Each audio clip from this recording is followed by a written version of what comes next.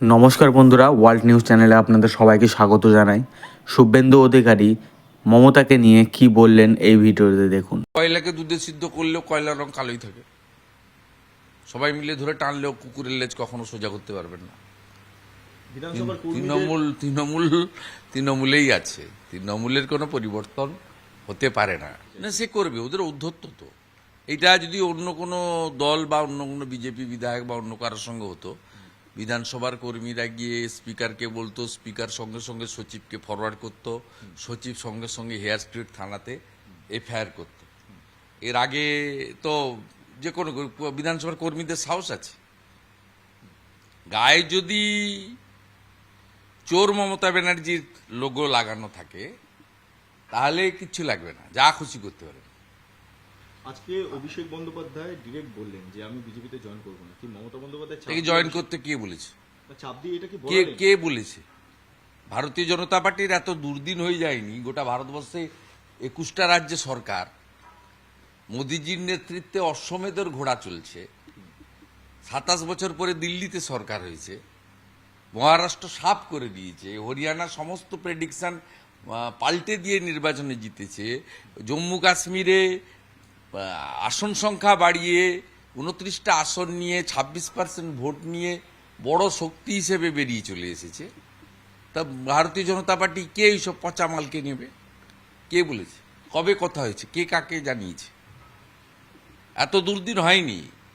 ও জানে মেম্বারশিপ কত হয়েছে ভারতীয় জনতা পার্টির? প্রায় 20 কোটির কাছাকাছি ভারতবর্ষের জনগণ এবারে ভারতীয় জনতা পার্টির মেম্বারশিপ নিয়েছেন, প্রাইমারি মেম্বারশিপ নিয়েছেন। না মানে এটা কি চাপ দেওয়া হলো যে অভিষেক বন্দ্যোপাধ্যায় কিনে একটা জল্পনা চলছে যে আলাদা দল হচ্ছে? না না, এসব ফালতু, এসব মাল, চোর ডাকাত। 11-র পরে আসা মাল, বড় বড় লেকচার, প্যান্টের পকেটে হাত ঢুকিয়ে। কোথায় বিরোধী রাজনীতি করেছে? কোন কলেজের গেটে রাজনীতি করেছে? কটা কেস খেয়েছে? আজকে এক বাক্যে অভিষেক বন্দ্যোপাধ্যায় মঞ্চ থেকে বললেন, মুকুল রায় শুভেন্দু অধিকারীদের আমি চিহ্নিত করেছিলাম, ওদের বিরুদ্ধে ব্যবস্থা নিয়েছিলাম। মুকুল রায় এবং শুভেন্দু অধিকারী সেটা কবে চিহ্নিত করেছিল? এই দল বিরোধী কাজে কবে? সালটা আর মাসটা জানতে চাই। আমি এটাকে চিহ্নিত বলবো না, টার্গেট করেছিল। কারণ ও যে বিনয় মিশ্রদেরকে নিয়ে, প্রতীক দেওয়ানদের নিয়ে, এই যে কুন্তল শান্তনুদের নিয়ে, সুজয় কৃষ্ণ ভদ্রদের নিয়ে যে চুরির ব্যবসাটাও ফেঁদেছিল, এই ব্যবসাটা বাধা দিয়েছিলাম আমি। এবং তৃণমূল এরকম ছিল না। 2011 সালের আগে তৃণমূল কংগ্রেস চেয়ে চিনতে পার্টিটা চালাতো। আমরাও লড়াই সংগ্রাম করেছি, চেয়ে চিনতে চালিয়েছি। এই যে 2014 সালে সাজানো বাগানো এসে প্রবীণ নেতা সোমেন মিত্রকে ঘাড় ধাক্কা মেরে ডায়মন্ড হারবার থেকে 70,000 ভোটে জিতে তারপর থেকে যে খেলাটা শুরু করেছেন উনি, এবং 16 সালের পর থেকে যত দুর্নীতি, যত অডিও ভিডিও ভয়েস রেকর্ড, যত এই যে মানে অ্যাপ্রক্স 3,000 কোটি টাকার মালিক এইরকম একটা নাবালক ছেলে, 11-র পরে আসা মাল, 3,000 কোটি টাকার মালিক, জেট চার্টার ফ্লাইটে ঘুরে বেড়ায়। তার লাইফস্টাইল কি? কোথায় ছিল এটা? ও তো ভালোই বলেছে। এই বিয়াদবটার জন্য, এই চোরটার জন্য তো তৃণমূল কংগ্রেসটা ছাড়তে হয়েছে আমাকে। আমি তো 21 বছর ধরে তৃণমূল কংগ্রেস করেছি। মমতা ব্যানার্জির হায়েস্ট অ্যাপিজমেন্ট, তোষণের রাজনীতি এবং এই যে এটাকে বাছুরটাকে যে তুলেছে, এইটার বিরুদ্ধেই তো আমার প্রতিবাদ ছিল। এবং আমি মনে করি এই ছোড়ার এতটুকু মনুষ্যত্ব নেই। মুকুল রায় আজকে কোথায়? মুকুল রায় আজকে হসপিটালে ভর্তি আছে। মুকুল রায় আজকে কলকাতায় একটা প্রাইভেট হসপিটালে ভর্তি আছে, সংকটজনক অবস্থায়। এই লোকটা যে বিজেপি থেকে জিতে, কৃষ্ণনগরের মতো সিট, যেখানে আপনি আমি যে কেউ দাঁড়ালে, পদ্মফুল দাঁড়ালেই জিতবে, সেই সিট থেকে ভারতীয় জনতা পার্টি তাকে জিতিয়েছে। এবং ভারতীয় জনতা পার্টির সমস্ত নিয়ম ভেঙে দুজনকে টিকিট দিয়েছিল, মুকুল রায়কে এবং তার পুত্রকে, যেটা ভারতীয় জনতা পার্টি সরাসরি একটা নির্বাচনে করে না। এমপিতে কাউকে দিলে এমএলএতে দেয়, সেটা ঠিক আছে, কিন্তু ভারতীয় জনতা পার্টি মাননীয় মুকুল রায়কে সর্বোচ্চ সম্মান দিয়ে ভালো সিট বেছে দিয়েছিল পার্টি, আমি নিজে জানি, এবং তার পুত্রকেও বীজপুর কেন্দ্রে সুযোগ দিয়েছিল। আজকে এই মমতা ব্যানার্জির কে ক্ষমতায় আনার জন্য মুকুল রায়ের যে কন্ট্রিবিউশন ছিল, আজকে দেখুন আমার সঙ্গে তো বিরোধ আছে। সকালবেলা বলছে না শুভেন্দু যেটা শুনছিস ঠিক না, আমি যাচ্ছি না। একটার সময় গিয়ে এই ভাইপোর হাত থেকে, এই কয়লা ভাইপোর হাত থেকে উত্তরীয় নিয়েছে, যে আজকে গদ্দার বলে তাকে বলল। তিনি আজকে হসপিটালে। আর এই শুভ্রাংশুকেও বলি, ওই নেতাজি ইন্ডোরে বসে তা হজম করলো কি করে? হ্যাঁ, আমরা জানি মুকুল রায় নিজে যেতে চায়নি, শুভ্রাংশু নিয়ে গেছে তাকে। বিজেপির এমএলএ তৃণমূলে নিয়ে গেছে ভাইপোর কাছে। এই যে একটা মনুষ্যত্ব রহিত, এই যে রক্ত মাংসের শরীরে গড়া মানুষ নয়, এর চামড়া যে মানুষের চামড়া নয়। হুঁশ যার আছে তার নাম মানুষের কোনো বোধ নেই। যে আমাকে যা খুশি বলুক, আমি পিসিকে হারিয়েছি, একদিন আসবে ওকে ভিতরেও ঢোকাবো এবং হারাবো। মমতা ও বন্দ্যোপাধ্যায় কি করতে হয় ওকে করব আমি, মমতাপন্থীদের সে দিনটার জন্য অপেক্ষা করে আছি।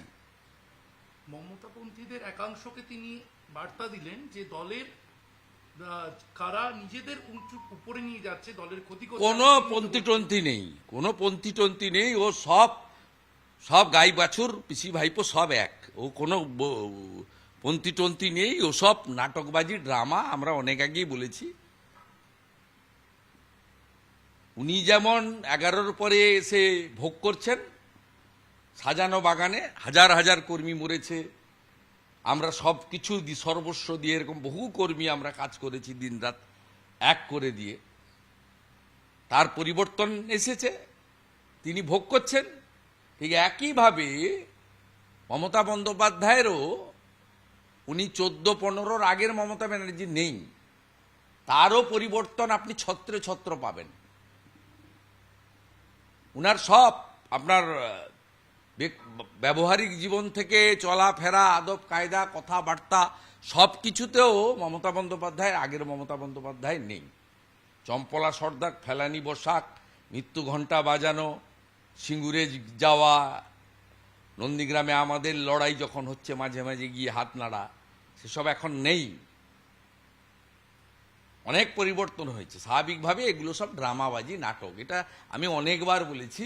সিপিএমের উপর রাগলে ফরওয়ার্ড ব্লকে পাঠিয়ে দিত, ফরওয়ার্ড ব্লক নিয়ে নিত। এই গোঘাটে আমাদের এমএলএ বিশ্বনাথ কারককে জিজ্ঞেস করবেন, শিবপ্রসাদ মালিক এমএলএ ছিল, জিজ্ঞেস করবেন, যে সিপিএমের সঙ্গে লড়তো ফরওয়ার্ড ব্লকে পাঠিয়ে দিত। আবার যে ফরওয়ার্ড ব্লকের উপরে আরএসপির উপর রেগে যেত, সিপিএম তাকে নিয়ে নিত, যাতে আমাদের বাইরে কেউ না যায়। পিসি ভাইপোর গল্প ঠিক সেম, এসব কোনো ব্যাপার নেই। আর বলছে প্রশান্ত কিশোর চলে গেছে, আইপিএ গেছে, ওটা চোর একটা প্রতীক জয়ী। পিএইচির কন্ট্রাক্টরের কাছ থেকে 12 কোটি টাকা নিয়েছে, আমার কাছে আছে, আমি প্রপার টাইমে সব করব। গোয়াতে ইলেকশন করতে গেছিল, ওদের এগেনস্টে এনফোর্সমেন্ট ডাইরেক্টরেটের সিরিয়াস অ্যালিগেশন আছে, ইনভেস্টিগেশন আছে। অপেক্ষা করতে থাকুন। বাংলা 26-এ আমরা নেবই। ও যে ভাষায় আজকে ইলেকশন কমিশনারকে অ্যাটাক করেছে, আমি তো কমপ্লেন করব কাল সকালবেলা। আমি চিফ ইলেকশন কমিশনারকে কমপ্লেন করব। এই কথা বলার পরে কি করে ডাইরেক্ট ধমক দিচ্ছে, ডিএমদের দেখে নেব, ইলেকশন কমিশন তো 2 মাস, আমি 5 বছর থাকবো। কে বলেছে আপনি 5 বছর থাকবেন? আপনি এই জিনিস করতে পারেন না। ইলেকশন কমিশনকে এটাকে সিরিয়াসলি দেখতে হবে। এবং এখানে ভোটের আগে থেকে 3 মাস আগে থেকে এই অ্যাডমিনিস্ট্রেশনকে নিতে হবে, এবং ভোটের পরে আরো 3 মাস এখানে রাখতে হবে। উনি বলছেন খেলা হবে, আরো জোরে খেলা হবে। কি খেলা করবেন আপনি? 21 সালে গোটা রক্তে ভাসিয়েছেন। এখনো 10,000 বিজেপি হিন্দু যুবক বাইরের রাজ্যে চলে গেছে, ফেরেনি। 57 জন মারা গেছে, খুন করেছেন আপনারা, মানস সাহা মগরাহাটের প্রার্থী সহ। 12,000 এফআইআর হয়েছে, সব এফআইআর ভবানী ভবনে দড়ি বিঁধে রেখে দিয়েছেন সিটের। একটা এফআইআর কমপ্লেনের কিছু অ্যাকশন হয়নি। 61টা মামলা কোর্টের অর্ডারে সিবিআই এফআইআর করেছে মার্ডার কেসে। আপনি কি খেলা খেলবেন? আরো জোরে জোরে খেলা হবে, তো সরাসরি হুঙ্কার।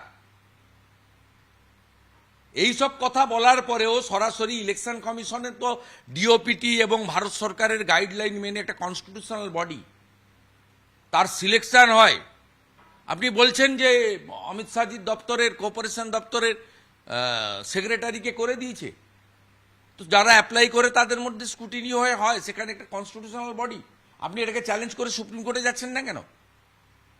যদি ডিওপিটির নর্মস ভায়োলেশন হয়, সিবিসির নর্মস ভায়োলেশন হয়, আপনি কেন সুপ্রিম কোর্টে যাচ্ছেন না? আপনি সরাসরি চ্যালেঞ্জ করছেন, ভয় দেখাচ্ছেন।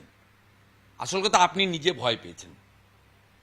আপনি মহারাষ্ট্র এবং দিল্লির ভোটের পরে আপনি নিজে ভয় পেয়েছেন, আপনি নিজে আপনার চেয়ার চলে যাবে ভয় পেয়েছেন, এবং বাংলায় ব্যাপকভাবে বেকার, কৃষক, মহিলা সকলেই ক্ষুব্ধ আপনার উপরে। আপনি বলেছেন 26 দিন ধরে নাকি ধর্ণা না অনশন দিয়েছেন, করবেন।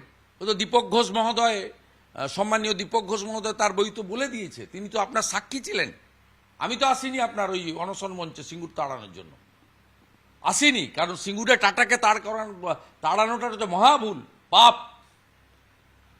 আজকে সেখানে আপনাকে তো দীপক ঘোষ সঙ্গে ছিল, দীপক ঘোষ তার বইতে লিখেছে যে ক্যাডবেরি আর স্যান্ডউইচ খেয়ে আপনি করেছেন।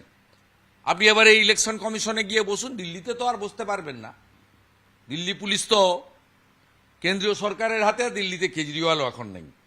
দিল্লি পুলিশের লাঠির সাইজ হচ্ছে 8 ফুট, 6 ফুট 8 ফুট। আপনার লোকরা রাজঘাটে গেছিল, জুতো জামা মোবাইল ফোন ফেলে প্রাণ বাঁচাও বলে সব লম্বা লম্বা লোকরা ছুটছিল, সবাই দেখেছে কিভাবে। দিল্লি আপনি যাবেন না, আপনি এখানে বসতে পারেন মনোজ বার্মা আর রাজীব কুমারকে দুজনকে সঙ্গে নিয়ে, ডিগি তাবলাকে নিয়ে আপনি বসতে পারেন এখানে। দীপক ঘোষ তো আসবে না, নির্মল ঘোষকে ডেকে আনবেন, যিনি ডাক্তার বোন অবহার দেহটাকে তাড়াতাড়ি করে পুড়িয়েছিলেন। এবারে স্যান্ডউইচ আর ক্যাডবেরির দায়িত্বটা নির্মল ঘোষকে দেবেন, পানিহাটির। বলছি, মমতা ব্যানার্জি বলছেন যে গুজরাট হরিয়ানা থেকে লোক ঢোকানো হচ্ছে, তাহলে গুজরাট হরিয়ানা থেকে লোক ঢোকানো হচ্ছে, এবং এক্ষেত্রে মুর্শিদাবাদ বা বহরমপুর সেখানকার তো এমপি স্বয়ং গুজরাট। 16 লক্ষ ডবল এন্ট্রি ভোট আছে, আমরা ডিলিট করার জন্য লোকসভার আগে থেকে বলেছি, এবং ভোটার লিস্টের কাজ অনলাইনে হয় না, হিয়ারিং কমপ্লিটলি হয় বিডিও অফিসে। ইনি জানেন না, ইনি এত দিনকার রাজনীতিবিদ, প্রশাসন চালিয়েছেন, কেন্দ্রের মন্ত্রী ছিলেন, 14 বছরের মুখ্যমন্ত্রী, এর সামান্য নত্য সত্য জ্ঞান আছে বলে আমার মনে হয় না। কে তার অ্যাডভাইসার বলতে পারে বলে মনে হয় না, সব তো ভয়ে ভয়ে থাকে। ইউসুফ পাঠান তো নিজে গুজরাটি। আমি আপনাকে বলছি, কমপ্লিটলি ফলস এলিগেশন। এবং যেভাবে তামিলনাড়ুতে স্ট্যালিন শুরু করেছে, পোস্ট অফিসের লেখাতে আপনার হিন্দি মুছছে, উর্দু মুছছে না, হিন্দিটা মুছছে। ওখানে ও হারবে জানে 26-এ, ঠিক এখানেও এই ব্যবসাটা আরম্ভ করে এর প্রধান টার্গেট হচ্ছে মতুয়া সম্প্রদায়, রাজবংশী মতুয়া সম্প্রদায়, যারা বাংলাদেশ থেকে ধর্মীয় কারণে চলে এসেছেন। এটা হচ্ছে মমতা ব্যানার্জির নাম কাটার প্রধান টার্গেট। কারণ জলপাইগুড়ি হারে, আলিপুরদুয়ার হারে, কোচবিহারেও চুরি করে জিতেছে, রানাঘাট হারে, বনগা হারে, কৃষ্ণনগরে হিন্দুরা ভোট দেয় না। টার্গেট হচ্ছে এরা।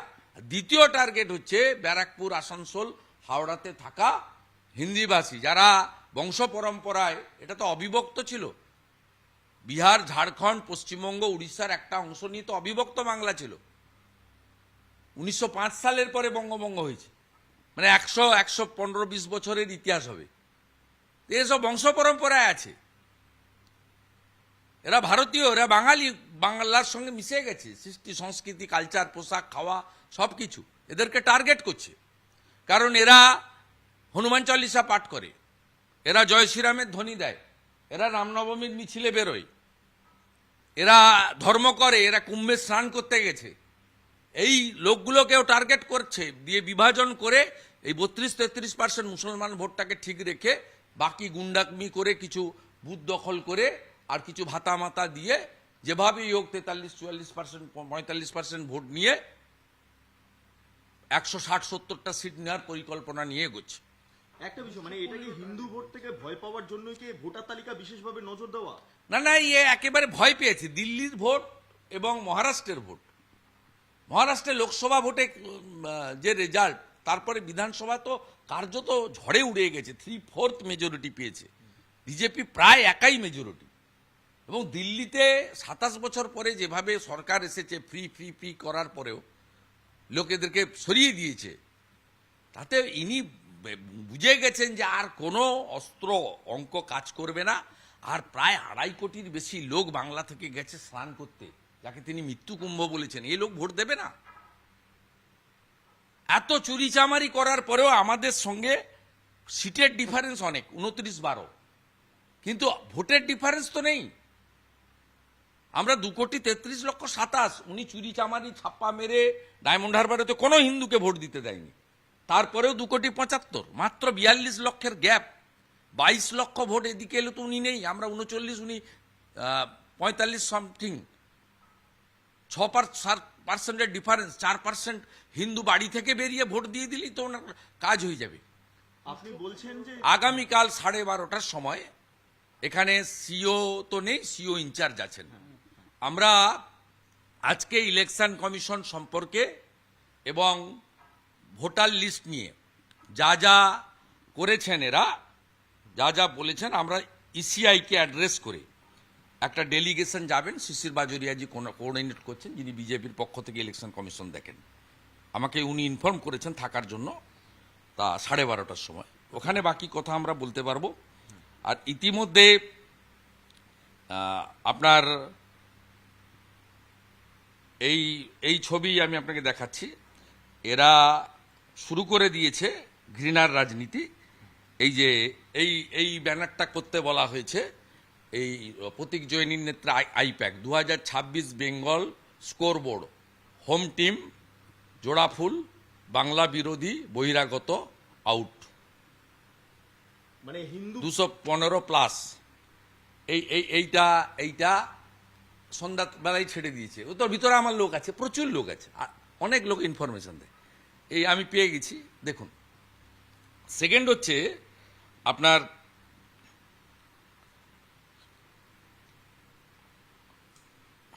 বুথ টার্গেট করে দিয়েছে।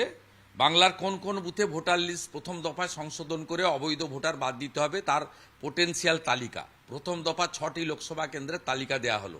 ব্যারাকপুর লোকসভা কেন্দ্র, বীজপুর, বুথ নম্বর 76 থেকে 83, 97, মানে ম্যাক্সিমাম মতুয়া বেল্ট এবং হিন্দি স্পিকিং বেল্ট, ভাটপাড়া, জগদ্দল, নোয়াপাড়া, শ্রীরামপুর লোকসভার উত্তরপাড়া, শ্রীরামপুর, চাপদানি, হুগলি, চন্দননগর, চুচড়া সব পেয়ে গেছে। এবারে ছাড়া হবে না, এবারে ছাড়ার কোনো জায়গা নেই, নিশ্চিন্ত থাকুন। মমতা বন্দ্যোপাধ্যায়ের একটা বিষয় আছে, আমি 21-এ সময় পাইনি, আমি ডিসেম্বরে জয়েন করেছি।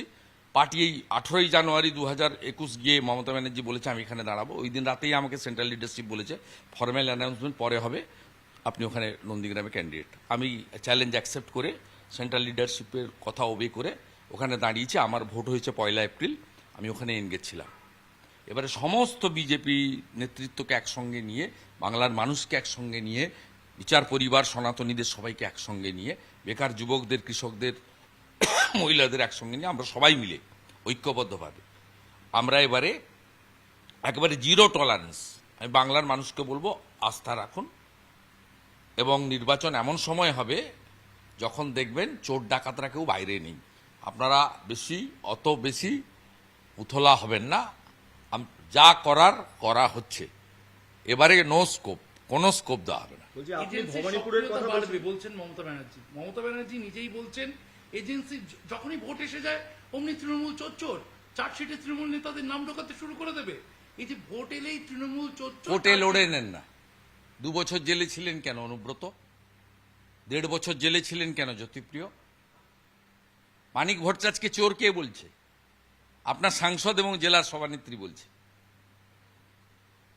মানিক ভট্টাচার্যকে চোর বলছে আপনার জেলার সভানেত্রী, সাংসদ। আপনি আগে সেটাকে ক্লারিফাই করুন। সব বলে কোনো লাভ নেই।